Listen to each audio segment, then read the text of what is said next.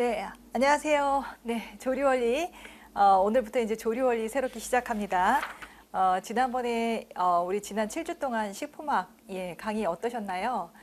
식품학이 만만치 않죠. 암기해야 될 것도 많고, 그 다음에 특히 제가 이제 강의 시간에도 말씀을 드렸지만 서술형 문제로 나왔을 때 이걸 어떻게 답안을 시작을 해야 되는지 그런 부분들을 많이 조금 어려워 하시죠. 예, 저도 마찬가지입니다. 자, 근데 지금 조리 원리는 이제 식품학에서 배웠던 내용이 굉장히 많이 유사하게 다시 한번 복습할 수 있도록 그 겹치는 부분이 되게 많습니다. 그래서 식품학에서는 영양소를 중심으로 해서 조리 가공 시에 변화하는 과정을 봤다면 조리 원리에서는 각각의 식품군 내에서 식품이 함유하고 있는 영양소가 어떻게 변화가 되는지 이런 것들을 보니까요. 식품학에서 배웠던 내용이 조리 원리에서 다시 한번 활용이 되기 때문에 굉장히 조리 원리는 조금 이제는 쉽게 접근을 하실 수 있지 않을까 이런 생각이 듭니다. 자, 조리 원리는 지금 오늘 이제 3월 26일부터 제가 이제 오전에는 영양학을 하고 그다음에 오후에는 이제 조리 원리 및 실습을 이제 8주 동안 합니다. 자, 그래서 그 24시간 동안 24강이 이제 나가게 되는 거죠. 그리고 마찬가지로 이것도 형성평가 문제는 교재 뒤편에 제가 이거를 교재 뒤편에 있고 그다음에 답안은 카페를 통해서 공지를 할 예정이고요.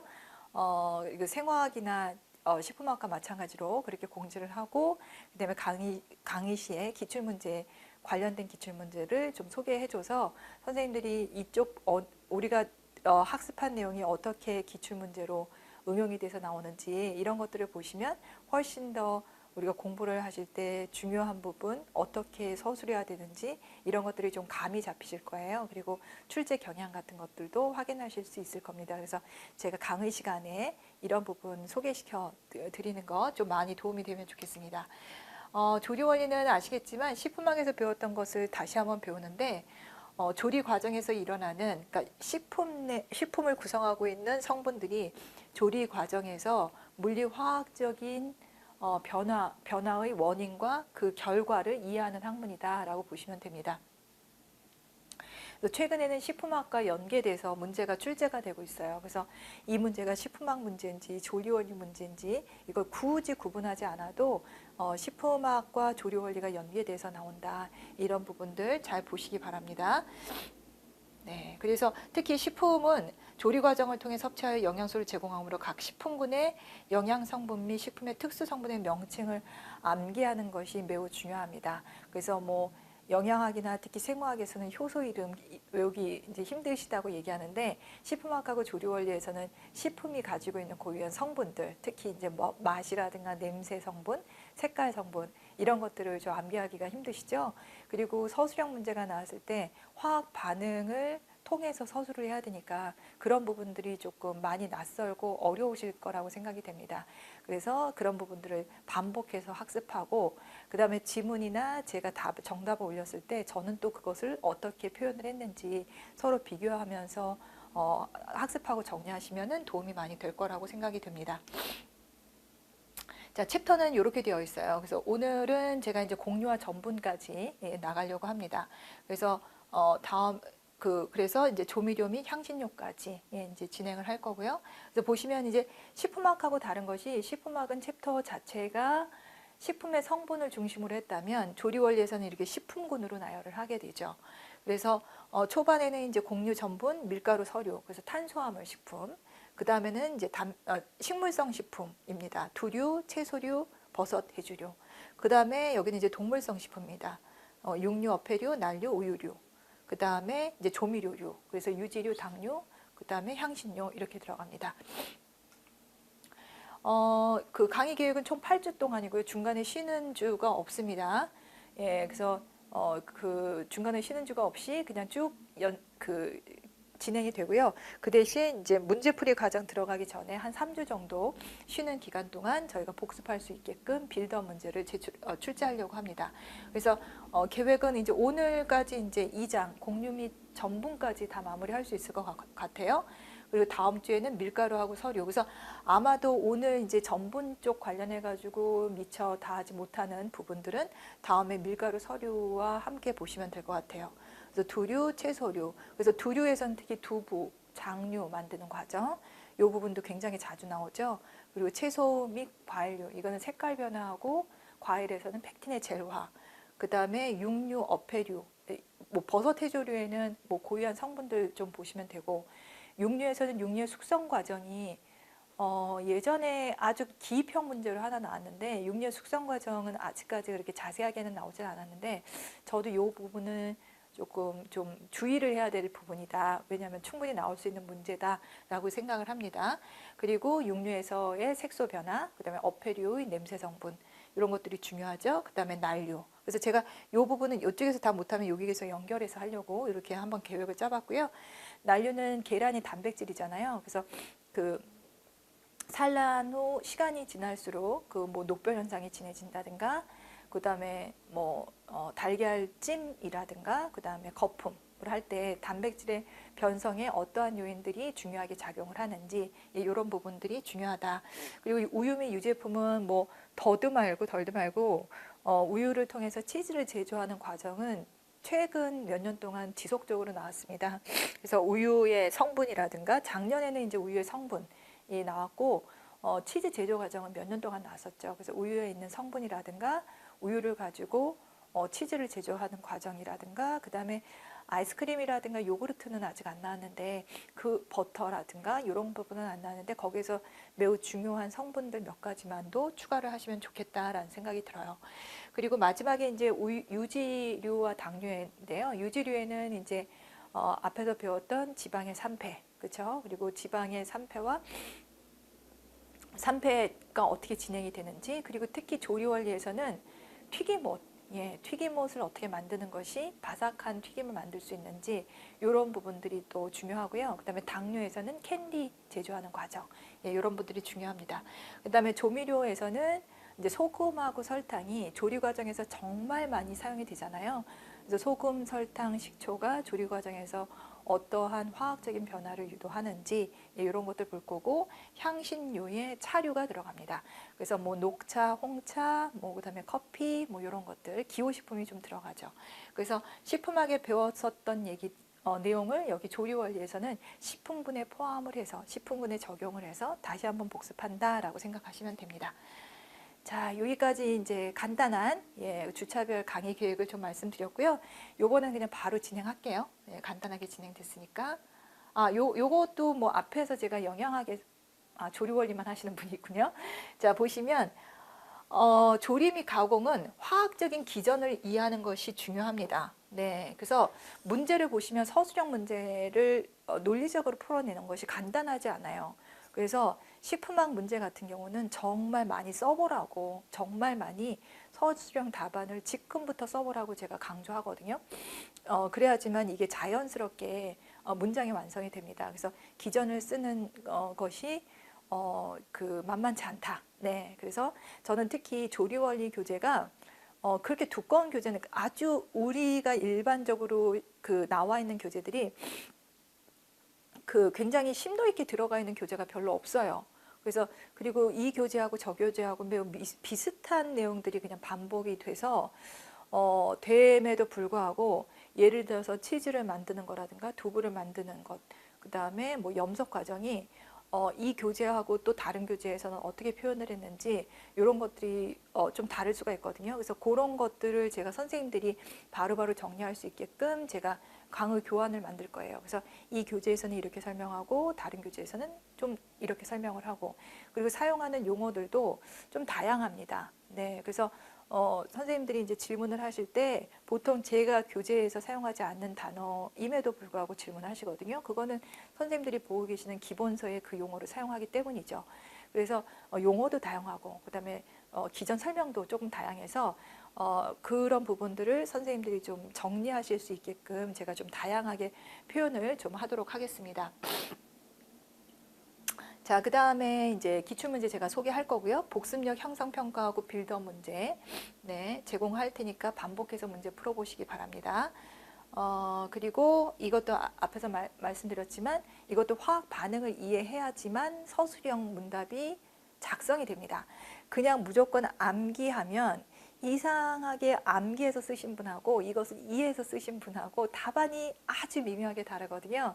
그래서 일단은 이해를 하시고 그 다음에 정답을 보시고 그 다음에 교재에서 어떻게 표현했는지 보시고 그 다음에 암기하고 그 다음에 기출문제나 뭐 형성평가, 빌드업 문제로 그 실전 을 한번 다지시고 그리고 모의고사로 실전 대비 문제 풀어보시고 그러게 되면 지금 11월 달에 선생님들 이제 시험 보시잖아요. 그때까지 충분하게 준비가 될 수 있다라고 좀 말씀을 드릴게요. 자, 여기 이제 카페를 보시면 여기엔 제가 형성평가 답안을 올리고 있습니다. 그래서 요 카페에 들어가셔서 수강생 인증 절차를 거치게 되면 인증이 되면 카페에 올라와 있는 자료들을 많이 보실 수 있으니까요. 반드시 카페에 입장하셔서 수강생 인증 하시기 바랍니다. 자, 그러면 바로 진행을 할게요. 오늘은 요거 첫 장, 조리의 개요입니다. 자, 조리의 개요는 보통 우리가 가지고 있는 조리원리 교재에 조리의 개요에 되게 복잡한 것들이 많이 있잖아요. 근데 열원이라든가 그다음에 사용하는 조리 도구 뭐 이런 것들이 보통 조리원리 1장에 있는데요. 저는 그런 것들도 그냥 다 뺐어요. 네, 이런 거 다 빼고 식품의 일반적인 구조, 네, 그리고 지금 조리와 물, 결합수나 유리수, 수분 활성도, 그래서 이런 부분들 우리가 조리와 관계가 조리에 매우 큰 영향을 주는 수분과 관련되는 문제들 넣고요. 그 다음에 물의 역할, 그 다음에 분산 상태 이렇게 해서 이제 콜로이드 용액을 다루고 있습니다. 그래서 이렇게 다루고 그 다음에 보시면 뭐 조리와 열의 전달, 전자레인지, 인덕션 가열 요거는 일단 교재에는 있어서 제가 좀 수록은 했는데 요거는 그냥 단어 정도만 보시면 될 것 같아요. 그래서 내용은 조금 긴데요. 요 부분은 그냥 뭐 잘 다루지 않겠습니다. 네, 이 부분은. 그리고 바로 2장으로 넘어갈게요. 이 부분 그냥 교재에 있는 것들 그냥 한번 심심할 때 그냥 한번 쓱 보시면 될 것 같아요. 자, 식품의 일반적인 구조, 요거는 이제 식물성 식품입니다. 동물성 식품은 우리가 세포의 구조는 보셨고요. 요거는 식물성 그 세포예요. 그래서 식물성 세포는 동물성 세포랑 좀 차이가 있는 것이 세포벽이 있고 액포가 있다는 것이 특징입니다. 그래서 세포벽이 있어서 식물성 식품 같은 경우는 굉장히 조직이 단단하죠. 그래서 세포벽에 셀룰로스 같은 것들이 있어서 세포벽을 단단하게 유지시켜 줍니다. 자, 그리고 액포가 있어서요. 여기에 이제 수분이 있기 때문에 수분 보통 이제 그 채소 같은 것들 보게 되면 신선하면 아삭아삭한 상추 같은 것도 그렇잖아요. 이런 것들이 이제 액포에 물을 가지고 있다는 특징이 있습니다. 그래서 액포, 세포벽에 있다는 것이 동물성 세포와는 차이가 있는 그런 부분입니다. 세포막은 선택적 투과막입니다. 모든 물질을 투과하는 것은 아니고 뭐 입자의 크기라든가 그 다음에 농도 차이에 의해서 대표적으로는 가장 큰 것은 입자의 크기라든가 그 다음에 불용성인지 수용성인지에 따라서 이제 흡수되는 정도가 달라지게 되죠. 그리고 특히 이제 채소 이제 그 소금에 절인 때 나타나는 현상이 삼투 현상이기 때문에 이 삼투 현상은 제가 조금 이따 설명드리겠습니다. 자, 그래서 보시면 이것이 이제 세포의 골격. 그래서 액포가 있고 그다음에 또 다른 것이 이제 엽록체가 있어서 여기에 이제 클로로필 색소가 있어서 초록색으로 보이게 되죠. 뭐 이런 것들. 그래서 그 액포에 대한 것들 보시고, 네네네, 예. 나머지는 거의 다 비슷하죠. 그리고 세포벽이 있다는 것. 그리고 보시면 세포벽과 세포벽 사이에 보시면 이게 세포벽이잖아요. 예, 원형질막은 세포막이고 요거 세포벽이 바깥이고요. 우리가 알고 있는 세포막은 요 안쪽이거든요. 그리고 또 하나는 그 세포와 세포 사이에 약간 그 공기가 들어갈 수 있는 공기층이 있습니다. 네, 그래서 여기에서는 지금 안 보이는데 뒤에서 보시면 세포와 세포 사이에 공기가 들어갈 수 있는 공기층이 있거든요. 그래서 시금치 같은 거 데쳤을 때 조금 더 선명한 색깔을 보이는 것이 막간에 있는 공기가 제거가 되기 때문에 선명하게 보인다. 이런 부분도 뒤에서 나오니까 거기서 한번 보시기 바랍니다. 그래서 어찌됐든 여기에서는 액포와 세포벽이 동물성 세포에는 없는 그런 식물성 세포에만 가지고 있는 독특한 구조를 가지고 있다. 이렇게 보시면 됩니다. 자, 그다음에 제가 이제 삼투 현상에 대해서 설명한다고 했는데 우리가 보통 그 김치라든가 뭐 이렇게 소금 절임을 하게 되면 일단 소금을 절이게 되면 채소에서 물이 빠져나오죠. 그런데 그것뿐만 아니라 시간이 지나면 짠맛이 채소에 스며든단 말이에요. 근데 왜 그런 현상이 나타날까라고 할 수 있는데요.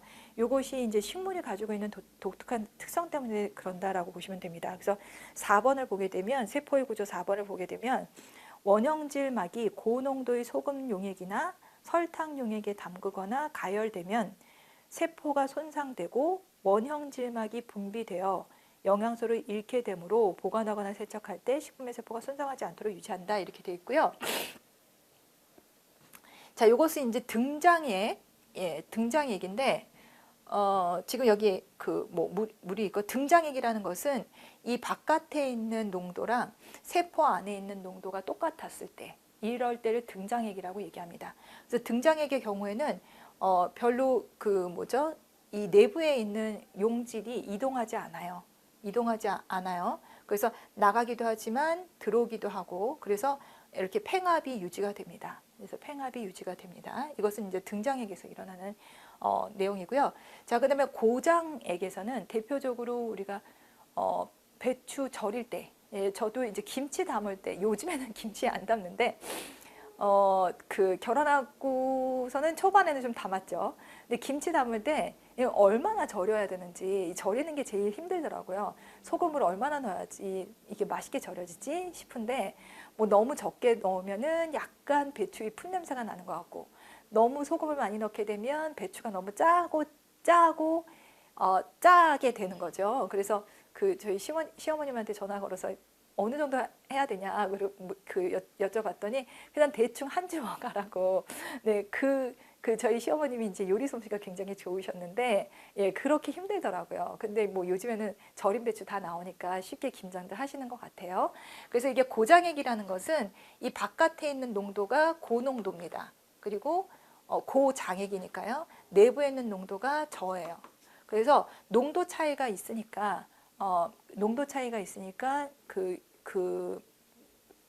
물질의 이동이 일어나는데요.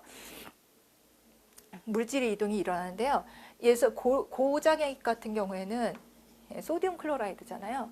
이제 예를 들면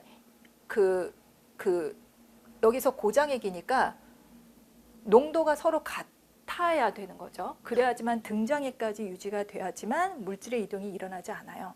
그래서 여기는 농도가 높고 여기는 농도가 낮으니까 물이 이렇게 빠져나와서 여기를 희석시켜 주게 됩니다. 그렇죠? 고장액을 저장액으로 희석시켜 주는 거죠. 그러면 같아지면서 그 다음에는 물질의 이동이 일어나지 않습니다. 그래서 이 안에 있는 수분이 빠져나오니까 채소가 이제 쭈글쭈글해지게 되는 거죠. 그래서 우리가 배추를 절였을 때 나타나는 건데요. 보통은 이것을 삼투 현상이라고 얘기를 해요. 근데 왜 그러면 이것을 삼투 현상이라고 얘기하느냐? 보통은 우리가 이제 아마도 이거 아마 생리학에서 적혈구를 가지고 얘기를 많이 할 때 고장액이면 이 안이 농도가 여기가 더 높은 거죠. 그래서 보통은 용질이 이동을 하거든요. 용질이 포도당이라든가 단백질이라든가 이런 것들이 이동을 하게 되는데 포도당이라든가 단백질 같은 경우는 분자량이 굉장히 크잖아요. 분자량이 크니까 이 포도당이 직접 원래는 예를 들어서 포도당이 이 안으로 들어가야 되는데요. 분자량이 너무 크니까 흡수가 되지 않는 거예요. 그래서 대신 이 고장액을 희석시켜주기 위해서 여기에서 물이 빠져나오는 것, 요것을 우리가 삼투 현상이라고 얘기를 합니다. 그래서 보통 우리가 채소를 절일 때 이 삼투 현상이 많이 나타나게 되죠. 자, 그러면 예를 들어서 앞에서 지금 고장액이 여기는 포도당이라고 얘기했는데 잠시만요. 제가 이것을 좀 수정을 할게요. 포도당이 아니라 앞에서 언급했던 우리가 채소를 소금으로 절이니까 이렇게 생각을 해볼게요. 그러니까 이제 소금 같은 경우에도 나트륨하고 염소 이온은 전하를 띠잖아요. 그래서 이런 것들도 우리가 세포막에서 보게 되면 단순하게 흡수가 되는 것이 아니라 능동수성을 한단 말이죠. 근데 이 식물성 세포 같은 경우에는 이게 능동수성할 수도 없고, 그렇기 때문에 이때는 삼투 현상이 첫 번째는 나타나고, 그 다음에는 이것이 이제 물이 빠지면서 쭈글쭈글해지잖아요. 그렇죠? 물이 빠지면서 쭈글쭈글해지고, 그러면 이제 원형질막이 분리가 됩니다. 그러면서 세포가 손상이 되는 거고, 이 세포가 손상된 틈을 타서 나트륨이 이 안으로 들어가게 되는 거예요. 그래서 쭈글쭈글해진 다음에 그 다음에 우리가 배추를 먹게 되면 짭짤한 맛이 나는 것이 원형질막이 손상이 되고, 그 틈을 타서 나트륨이 들어가게 되는 겁니다. 그래서 기본적으로 쭈글쭈글해지는 현상은 삼투 현상이라고 보시면 돼요. 그래서 뭐 여기에서는 뭐 앞으로 우리가 배우는 것에 삼투 현상이 나올 거는 별로 없겠지만, 아마도 김치 절일 때 그 과정에서 뭐 이때 나타난 현상이 무엇이냐라는 문제가 나오게 되면 거기서 이제 삼투 현상이 조금은 언급이 될 것 같습니다. 자, 이거는 반면 저장액인데요. 이거는 농도가 낮고 여기는 오히려 높아요. 그러니까 오히려 물이 들어가면서 높은 농도를 희석을 시켜주는 거죠. 그래서 이렇게 이렇게 팽창해지는 그런 현상을 볼 수가 있습니다. 이것은 저장액에서는 그래서 팽합이 높아진다 이렇습니다. 그래서 물질의 이동은 서로 농도 차이가 없을 때까지 서로 물질의 이동이 일어나게 됩니다. 그래서 이쪽 농도가 낮고 이쪽 농도가 높을 때, 그래서 보시면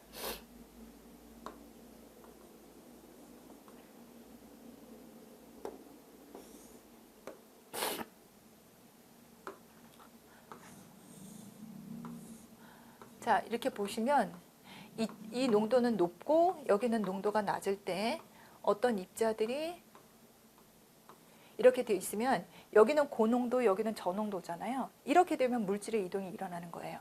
그래서 원래는 이것이 이렇게 이동을 해서 여기 3개,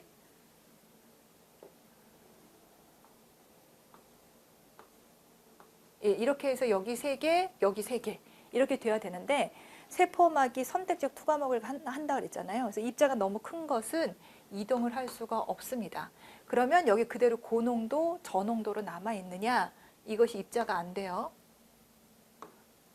입자가 너무 커서 이쪽으로 이동이 안 되게 되면 한쪽은 고농도, 한쪽은 저농도로 그대로 유지가 되느냐? 그것이 아니라 대신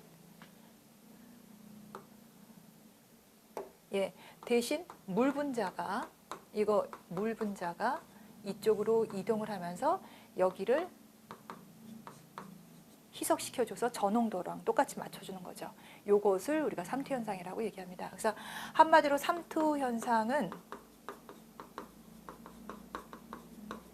고농도와 저농도가 있을 때 저농도에서 고농도로 용질이 이동하는 현상. 잘 보이나요? 노란색으로, 어쩌다 보니까 노란색으로 썼는데, 자, 삼투 현상은 고농도와 저농도가 있을 때 저농도에서 고농도로 용매가 이동하는 현상, 이것을 우리가 삼투 현상이라고 한다. 이렇게 정리하시면 되겠습니다.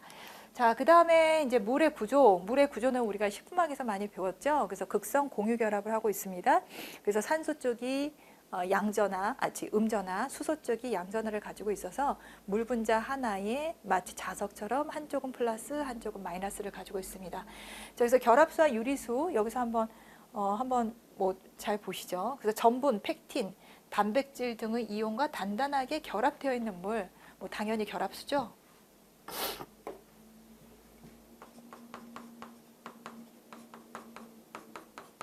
그 다음에 용질과의 결합이 매우 약하여 용매로 작용하는 것, 자유수라고도 하고, 우리가 어떤 교재에서는 자유수라고도 하고 유리수라고도 얘기합니다. 뭐 자유수라고도 얘기하죠. 자, 그 다음에 수분 활성도, 요 용어도 잘 기억하세요. 그래서 기입형 문제가 나왔을 때 어떤 용어의 정의에 대해서 묻는 문제가 있으니까요. 그래서 임의 온도에서 식품 내 물의 수증기압을 그 온도에서 순수한 물이 가지는 수증기압으로 나는 비율. 그래서 한마디로 수분 활성도는 그 순수한 물의 수증기압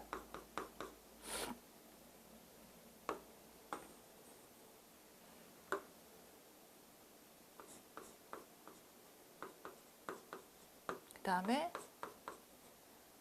식품. 네, 식품의 수증기압. 아니야. 그냥 수증기압을 해야 되겠네요. 수분활성도가 아니라. 예, 그냥 물의 수증기압과 식품의 수증기압을 나눈 것. 이것을 이제 수분활성도라고 얘기합니다. 그래서 식품의 수증기압은 항상 1보다 작죠. 네, 그 이유에 대해서도 식품학에서 이제 우리가 학습했습니다. 그래서 순수한 물보다는 식품은 여러 가지 식품 내에 있는 성분들과 단단하게 결합되어 있기 때문에 수증기압이 낮아요. 그래서 이거 한번 보시면, 아이고 지웠는데, 순수한 물 같은 경우 수증기압이라는 것은 뭐냐 하면, 일단 이것을 이제 비커에다가 놓고 이거 물을 가열을 했어요. 그러면 여기 위에 이렇게 수증기가 이렇게 날아가는 거죠. 그러면 이때 작용하는 압력, 이것을 이제 P0라고 얘기하고요. 그 다음에 어떤 음식이 있는데 이것을 가열했어요. 그럼 여기서도 이제 수분이 날아가겠죠. 여기에서 작용하는 압력. 네, 그래서 이것을 수증기압. 그래서 우리가 수분 활성도라는 것은 임의 온도에서 물의 수증기압 분의 식품의 수증기압, 요새 비율을 우리가 수분 활성도라고 얘기합니다. 그래서 식품의 수분 활성도는 식품 내에 있는 성분들과 결합되어 있는 물이 있기 때문에 1보다 작다, 이렇게 정리하시면 되겠죠. 자, 그다음에 미생물 번식과 관련된 것, 요것도 기억을 하시면 되겠는데, 0.6 이하, 우리 교재에 있죠? 0.6 이하에서 미생물의 번식을 억제할 수 있고요. 0.9 이상에서는 박테리아가 성장합니다. 네, 그래서 세균 성장이 잘 되기 때문에 우리가 수분이 많은 것은 온도를 낮춰주거나 아니면 건조해서 수분 활성도를 낮춰주면서 우리가 보관을 해야 되죠. 왜냐하면 세균이 성장해서 그 식품을 상하게 하기 때문에 그렇습니다. 자, 수분 활성도를 낮추는 저장법은 뭐가 있겠어요? 뭐 염장, 그다음에 당장. 그래서 염장, 그 당장의 대표적인 것이 이제 잼이나 젤리 같은 건데요. 그렇게 되면 왜 오래 걸리냐면, 일단 뭐 딸기잼이다 그러면 딸기는 지금 수분이 많은데 일단 딸기잼 같은 경우에는 설탕을 집어넣잖아요. 그러면 설탕이 딸기 안에 있는 수분과 결합을 하게 되는 거죠. 그러면 당연히 용매로 작용하는 유리수가 설탕과 결합되기 때문에 수분 활성도가 떨어지는 거죠. 예, 그래서 이해되시나요? 그래서 예를 들면 뭐 아니면 당장 조림, 염장 조림, 건조, 뭐 이런 방법들이 있습니다. 그러니까 예를 들면 딸기가 있어요.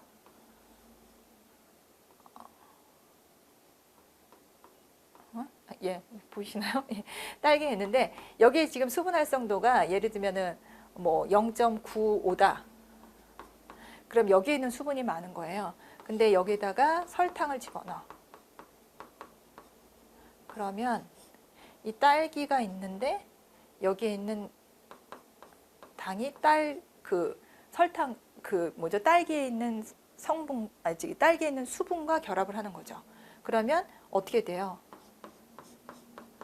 수분 활성도는 떨어집니다. 왜요? 설탕과 딸기 안에 있는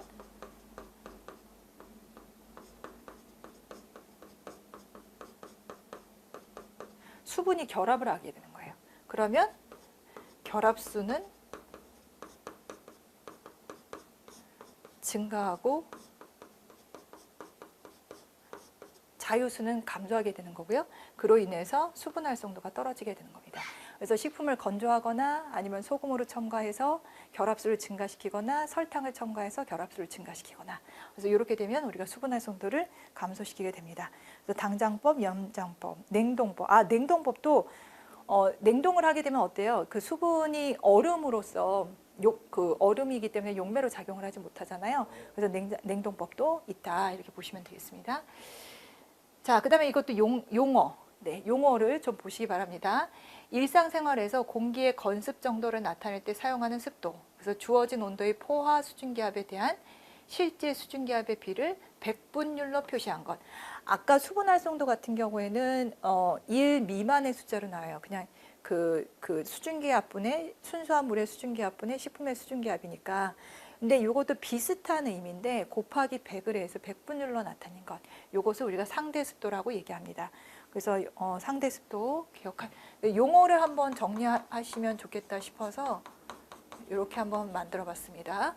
그래서 상대습도는 현재의 수증기압과 포화 수증기압을 곱하기 이제 100을 한 거예요. 그래서 상대습도. 그래서 한마디로 그 여름 같은 경우에는 습도가 굉장히 높잖아요. 그 이유는 우리가 뭐 비도 많이 오고 장마철이기 때문에 습도가 높은데 그럴 경우에는 상대 습도가 높다라고 표현을 할 수 있겠죠. 그렇죠? 근데 겨울에는 건조하고 상대 습도가 낮다 그럴 수 있고요. 그래서 포화된 수증기압분의 현재의 수증기압. 그래서 포화된 수증기압이 예를 들어서 뭐 50이다. 그런데 여름이야. 비가 많이 왔어. 그래서 뭐 한 45다. 이렇게 되면 어때요? 상대 습도가 올라가겠죠. 그렇지만 겨울에는 상대적으로 건조하게 되니까 상대 습도가 내려가게 됩니다. 그래서 이렇게 보시고요. 상대 습도라는 용어를 보시면 되겠습니다. 그 다음에 장마 기간 중 과자가 보시면 식품의 수분 활성도는 저장하는 동안 저장 조건이 상대 습도에 따라 증가 또는 감소하게 되는데 장마 기간 중 과자가 눅눅해지고 썰어둔 과일이 마르는 현상. 그래서 이거는 주로 이제 상대 습도가 낮을 때, 겨울에, 건조할 때. 그러니까 뭐 사과를 잘랐어요. 사과를 잘랐는데 여기는 지금 현재 뭐 수분 퍼센테이지가 예를 들어서 90%라고 얘기하고요. 지금 현재 겨울이에요. 그래서 습도가 뭐 한 30%. 그럼 90%하고 30%하고 차이가 있잖아요. 그랬을 때는 여기서 수분이 빠져나가서 대기 중으로 간다라는 거죠. 그러니까 이제 건조 현상이 나타나는 거예요. 그런데 여름 같은 경우 한번 보겠습니다. 크래커가 있어요. 크래커가 있는데 보통 이 크래커의 수분 함량이 한 20%. 그런데 이거 지금 여름이에요. 습도가 여름에는 굉장히 높죠. 한 70%까지 올라가나? 그렇거든요. 그래서 지금 습도가 차이가 있죠. 그러면 어때요? 수분이 이쪽으로 들어갑니다. 그럼 어느 정도까지 들어가느냐라는 거죠. 여기와 똑같아질 때까지. 그래서 균형이 맞춰질 때까지. 그래서 20%인 크래커에 수분이 들어가서 상대 습도가 만약에 70%다 그러면 이 과자의 습도가 70% 거의 될 때 그렇게까지는 안 되겠지만 그래서 그때는 이제 수분이 흡수가 되니까 눅눅해진다는 거야. 이렇게 상대 습도라는 것은 대기의 습도와 식품 내의 습도가 영향을 받는다는 거예요. 그래서 이 식품 내의 습도는 대기의 습도에 따라서 건조되기도 하고 아니면 물을 흡습하기도 하고 라는 건데 그럼 어느 정도까지 흡습하느냐? 대기의 습도랑 비슷하게까지 흡습이 되거나 건조가 된다. 그래서 상대 습도는 우리가 식품을 보관하는 데 매우 크게 영향을 미친다는 거죠. 자, 그러면 그런 영향을 피하기 위해서는 어떻게 유지를 해야 되느냐? 밀폐 용기에 보관을 하면 되겠죠. 그래서 상대 습도에 영향을 받지 않도록 밀폐 용기에 보관을 하게 되면 상대 습도에 영향을 받지 않겠죠. 자, 그래서 이 상대 습도라는 거 좀 그렇게 보시고, 그래서 여기서 나오는 것이 등온 흡습 탈습 곡선이에요. 그래서 상대 습도의 등온 흡습 탈습 곡선이 그래서 요 상대 습도고요. 여기는 이제 여기가 이제 상대 습도 또는 수분 활성도가 들어갈 수도 있고, 여기는 식품 내에 있는 수분 함량이죠. 그래서 우리가 상대 습도가 낮아질 때 음식물의 수분 함량이 내려가는 거예요. 건조가 되는 거고, 반대로 요거 다시 한번 그릴까요?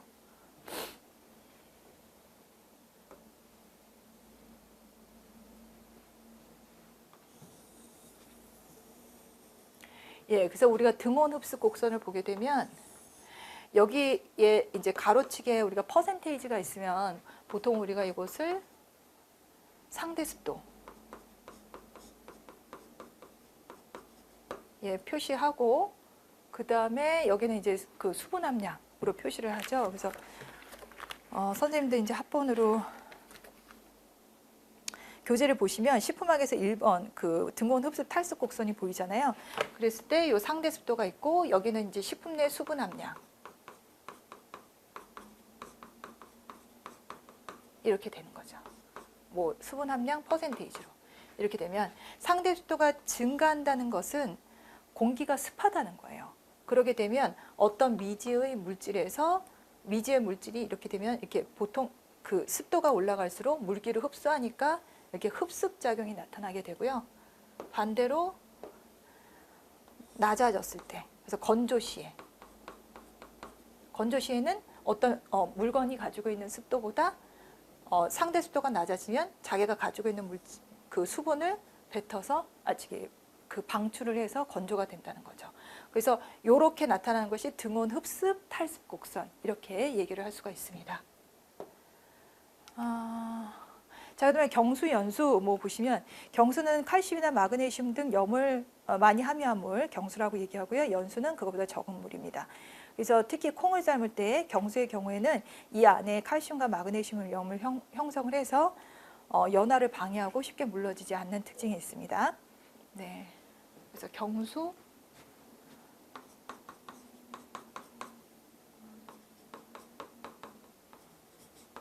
뭐 콩을 삶을 때 경수에 삶으면 잘 안 삶아지고 안 물러지는 특징이 있죠.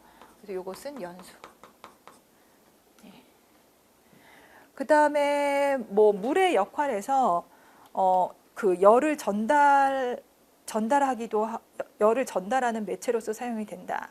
뭐 이렇게 돼 있고요. 그 다음에 용매로서 사용을 한다. 그래서 어떤 그 물이라는 것은 식품 내에 있는 성분을 운반을 해주는 용매로서도 작용을 한다. 이렇게 되어 있습니다. 자, 요거 그냥 넘어가도 될 것 같고요. 그 다음에 요거. 우리가 이제 지난 그 식품학에서 마지막 시간에 배웠던 것이 식품의 물성이었잖아요. 식품의 물성이었죠. 그래서 거기서 배운 것들을 그냥 이어서 보시면 되는데요. 분산매, 용질, 연속상의 물질을 우리가 연속상의 물질 용매, 그러니까 분산매가 되는 거고, 그 다음에 분산상의 물질, 용질이 되는 거니까 요거는 분산질.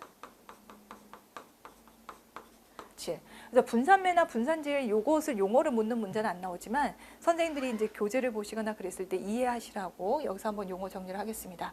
자, 이것은 입자의 크기에 따라서 진용액, 교질용액, 현탁액 이렇게 된다고 얘기했죠. 그래서 우리 교재에 있는 것들 쓰시면 되겠고요. 진용액, 교질용액, 현탁액. 근데 교질용액은 4가지가 있는데 액체와 지금 이거 잘못됐어요. 액체와 액체. 아마 그 제가 교재에는 지금 수정을 했습니다. 여기에는 제가 미처 수정을 못했는데 액체와 액체가 섞이게 하는 것은 유화액.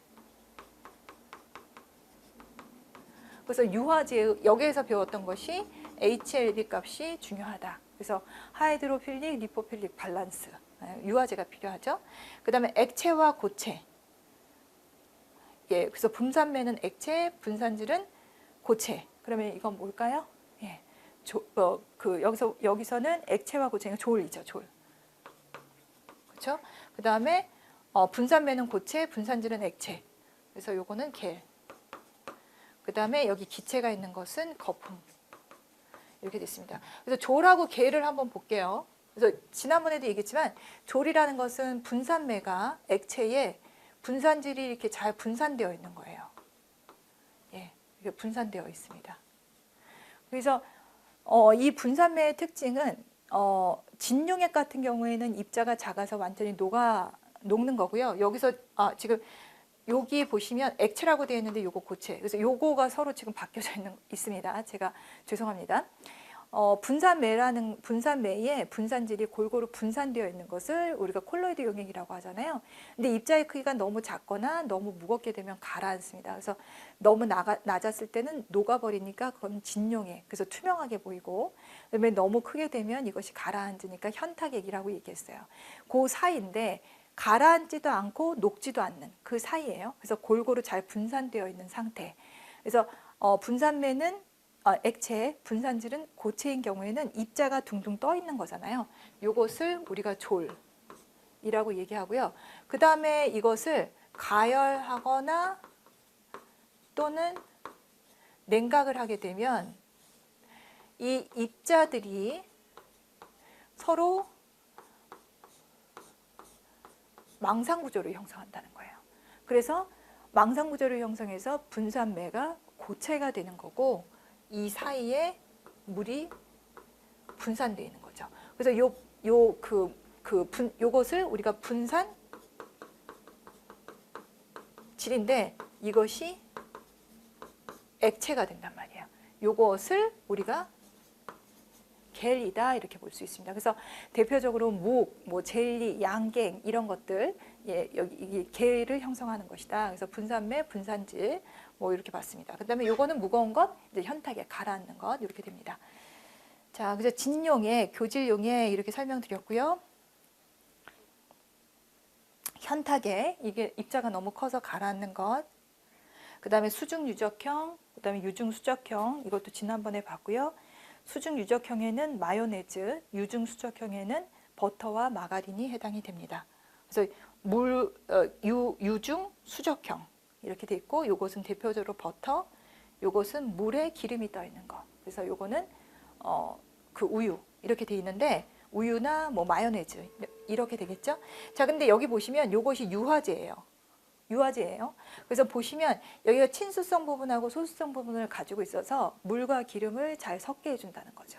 그런데 보시면 유화제에서 HLB 값이 있는데 이것은 전체 분자량 분의 친수성 부분이 차지하는 부분 곱하기 20이라고 얘기했잖아요. 그래서 이 경우에 유중수적형에서는 HLB 값이 뭐 8에서 18을 가지고 있는 것. 그래서 친수성 부분을 많이 가지고 있는 유화제를 사용하고 유중수적형에서는 뭐 2에서 뭐 한 8? 네. 이렇게 해서 이때는 상대적으로 친수성 부분이 조금 작고 나머지 소수성 부분을 더 많이 가지고 있는 유화제를 사용한다는 거죠.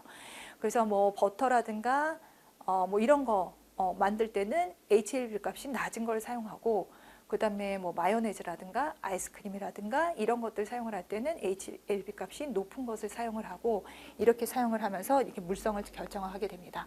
그래서 여기에서는 이제 유화제에서는 요거는 지금 유화액입니다. 지금 요 밑에 있어서 현탁액이 수중 유적형인 것처럼 제가 이렇게 편집을 했는데 요거 아니고요. 요 유화액은 콜로이드 용액에 들어갑니다. 편집을 좀 이렇게 했습니다. 자, 이렇게 됐고, 네, 이렇게 됐고, 그 다음에 이제, 조리를 할 때 열이 이제 식품으로 전달이 돼야 되잖아요. 그럴 때 이제 전도, 대류, 복사가 있는데, 요거 그냥 뭐 좀 차이점을 한번 보시죠. 자, 전도라는 것은, 물체가 열원에 직접 접촉하였을 때 열이 물체를 따라 이동하는 것. 그래서 뭐 대표적으로 전도라는 것이 뭘까요? 물체가 열원에 직접 뭐 그 숯불구이 같은 것. 네, 그래서 비교적 이거는 물이 필요 없이 그냥 열이 물체에 직접 전도를 하는 거죠. 대류는 공기를 통해서 열이 전달이 되는 거죠. 뭐 대표적으로 오븐을 이용해서 우리가 그 익힐 때 이거고요.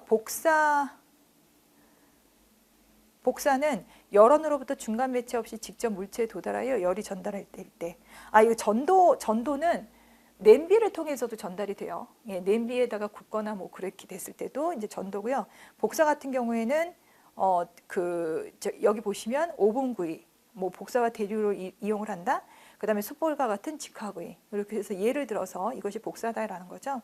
그래서 아직까지 우리 문제에서 뭐 전도, 대류, 복사에 대해서 문제 나온 적은 없지만 영양사 문제에서 아주 간혹 한 문제씩 정도 나온 거 제가 본 것 같아요. 그래서 전도, 대류, 뭐 복사를 이용한 조리가 무엇이냐 뭐 이렇게 나오지만 우리 문제에서 이게 나올 것 같지는 않습니다. 왜냐? 그렇지 않아도 중요한 문제가 너무 많기 때문에 네, 저는 그렇게 생각을 합니다. 그 다음에 전자레인지의 장점, 조리 시간이 짧다, 전자파를 이용을 한다, 갈변이 일어나지 않는다. 그래서 빨리 일어난다는 것. 인덕션, 요즘에 인덕션 많이 사용하죠. 그래서 자기장을 이용한 조리 기구이다. 그다음에 뭐 열 전달 매체로는 물, 수증기 이렇게 돼 있네요. 그냥 넘어갈게요. 그래서 여기 넘어갔고, 그 다음에 식재료 준비 과정에서 뭐 다듬기, 씻기에서 소금물을 사용하는 것이 나오잖아요. 요거 한번 보겠습니다. 보시면 2에서 3%의 소금물을 이용을 한다 이렇게 되어 있는데요. 씻을 때 그 이유는 뭐냐면 요것이 앞에서도 얘기했지만 여기가 이제 생선이 있어. 생선이 있고요. 생선 안에도 여러 가지 성분들이 있잖아요. 근데 그냥 여기다가 이거 맹물이에요. 물에 있으면 아무래도 여기는 농도가 저농도고 여기는 고농도잖아요. 여기에 있는 물질들이 일부 빠져나오겠죠. 그렇죠? 그런데